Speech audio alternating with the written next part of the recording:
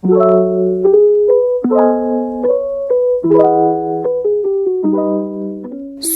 त, के तपाईँ पनि अरू जस्तै धनी बन्न चाहनुहुन्छ तर बन्न सकिरहनु भएको छैन?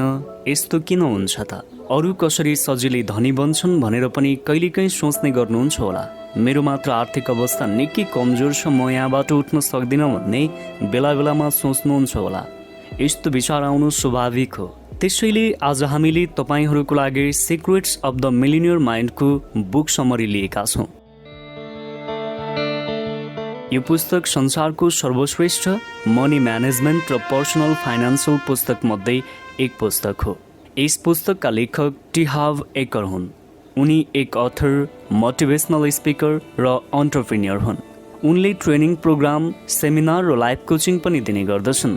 उनको पुस्तक सिक्रेट्स अफ द मिलिनियर माइन्डमा उनले पैसाको बारेमा तपाईँको सोचलाई प्रभाव पार्ने केही उदाहरण, सिक्रेट्सहरू बताएका छन्। यसमा उनले कसरी हाम्रो सोचले हामीलाई धनी या गरिब बनाउँछ भन्ने कुरालाई स्पष्ट पारेका छन्। हामीले पहिलादेखि दिमागमा जे फिट गरेका हुन्छौँ त्यो कुरा बाहिर ननिकालेसम्म हामीले कहिल्यै पनि फाइनान्सियल रूपमा मुक्ति पाउन सक्दैनौँ।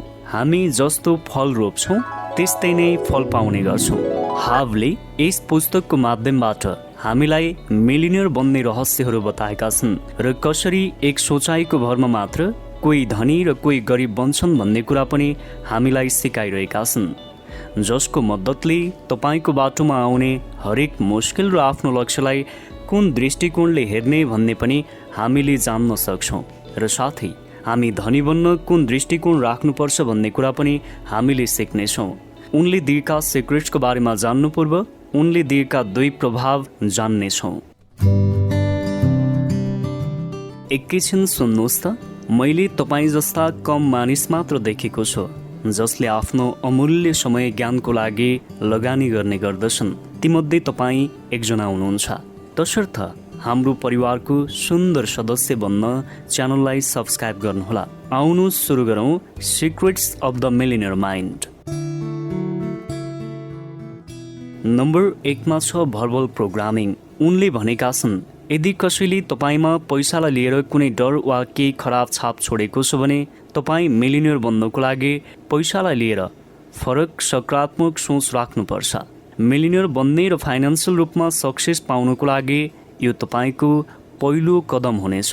एउटा स्टेफेन नाम गरेका व्यक्ति जसले सालमा $8 लाख भन्दा धेरै आम्दानी गर्थे तर पनि उनले आरामको जिन्दगी बिताउन पाइरहेका थिएनन्, कारण उनले आफ्नो आम्दानी विश्वास गर्न लायक नभएको व्यक्तिमा खर्च गर्ने गर्थे।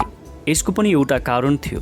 उनकी आमाले उनी सानै छँदाबाट उनको दिमागमा धनी मानिस खराब हुन्छन् र उनीहरूले नराम्रो तरिकाबाट पैसा कमाउँछन् भनेर पैसाप्रति नराम्रो सोच भरिदिएकी थिइन्। यसले गर्दा उनले आफूसँग भएको पैसा खर्चेर आफूलाई असल मानिस बनाउने कोसिस गरिरहेका थिए। जब स्टेफेन मिलिनियर माइन्ड कन्फरेन्समा गए तबबाट उनले पैसाको लागि आफ्नो दृष्टिकोण फरक र सकारात्मक राखे र एक सक्सेसफुल बिजनेसम्यान बने।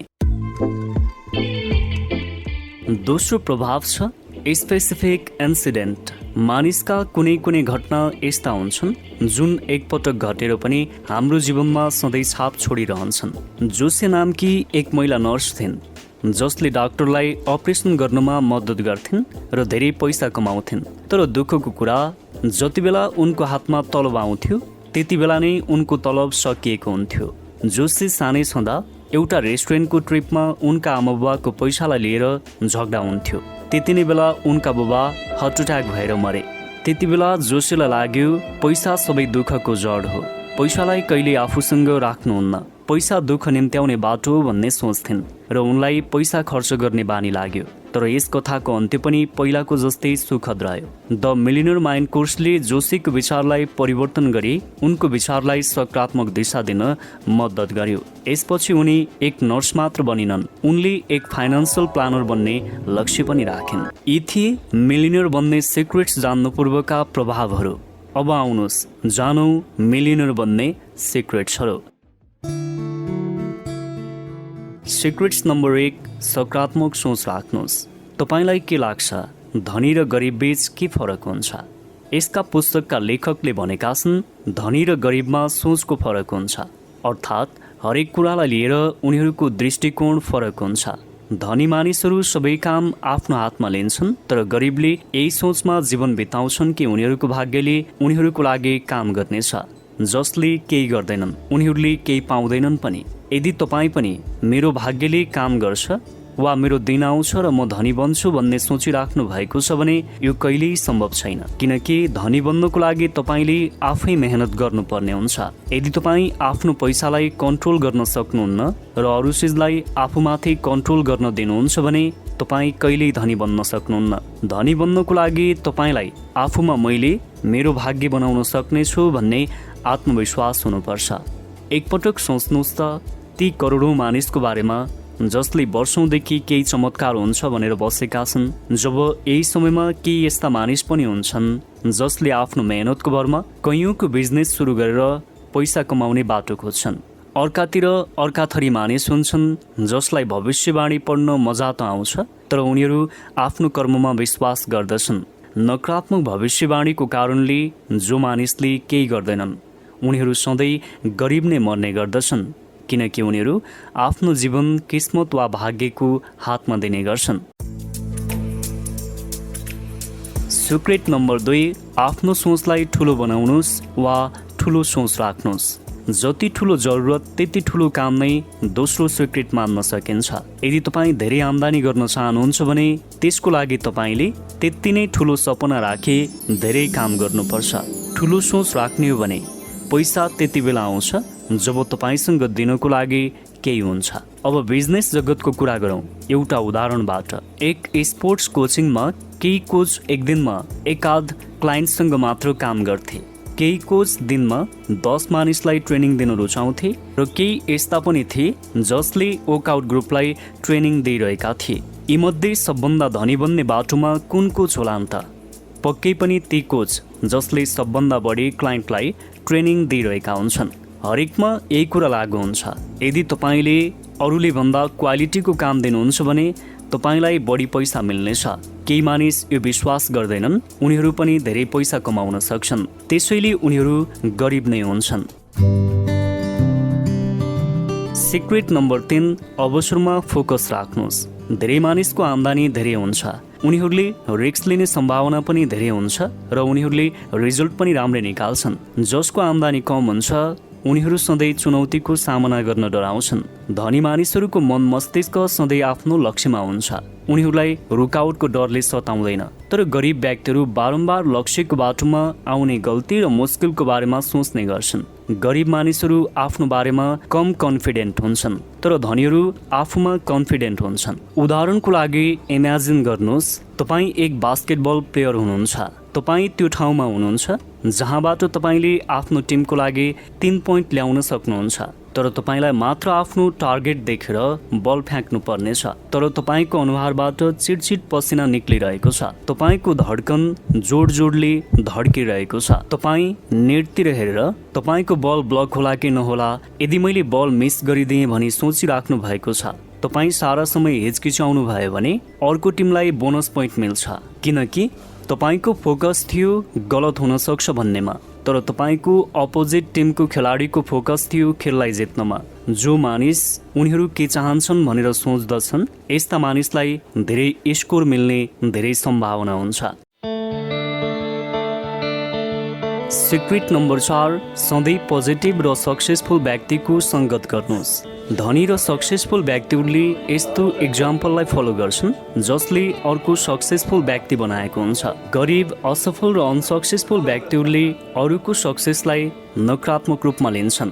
धनीहरूको रोल मोडल हुन्छ जसलाई उनीहरूले फलो गरिरहेका हुन्छन्। उनीहरूबाट सिक्छन् कि उनीहरू के फलो गर्दैछन् ताकि उनीहरू पनि सफल हुन सकुन्। उनीहरूका आइडलका ठुला ठुला एचिभमेन्ट उनीहरूलाई इन्स्पायर गर्दछन्। म्यारी एक हाउसवाइफ थिइन् जो आफ्नो एक सैलुन खोल्न चाहन्थिन्। उनी आफ्नो सपनालाई लिएर निकै पोजिटिभ विचार राख्थिन्। उनी अरूका सक्सेस स्टोरीहरू पढ्न धेरै रुचाउँथिन्, तर उनको पति टोम भने उनलाई सधैँ निचा देखाउने काम गर्थ्यो। म्यारीको आत्मविश्वासलाई कम गराउने प्रयास गर्थ्यो। म्यारीको हरेक कुरा र आइडियामा टोम सधैँ हाँस्ने गर्थ्यो र म्यारीलाई भन्थ्यो एउटा जागिर गर र बिहान बेलुका आफ्नो लागि खाना पकाऊ। तर म्यारीले एक दिन उक्त नकारात्मक सोच भएको व्यक्तिलाई छोडिदिन् र आफ्नो नयाँ जीवनको सुरुवात गरिन्। 2 साल पछाडि म्यारीले आफ्नो हेयर सैलुनमा काम गरिरहेकी थिइन्।